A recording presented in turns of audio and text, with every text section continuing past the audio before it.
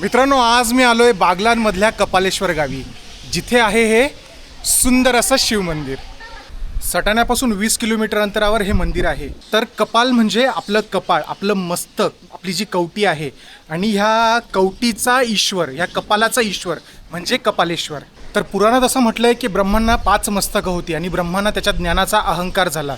त्यांनी शिव विष्णू यांच्या विना सृष्टी निर्माण करण्याचा निर्णय घेतला आणि त्या अहंकारामध्ये ब्रह्मांच्या 5व्या मुखातून शिव आणि विष्णूंबद्दल अपशब्द निघाले.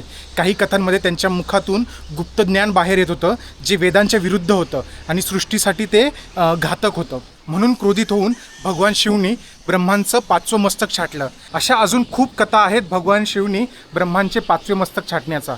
त्यानंतर शिव जिथे जिथे गेले तिथे तिथे ते मस्तक त्यांच्यासोबत होतं. ते ज्या ज्या ठिकाणी गेलेत तिथे तिथे कपालेश्वर मंदिर आहे. आणि मित्रांनो, इंटरेस्टिंग गोष्ट अशी की जिथे जिथे कपालेश्वर मंदिर आहे तिथे तिथे तुम्हाला हा पाण्याचा सोर्स बघायला मिळेल.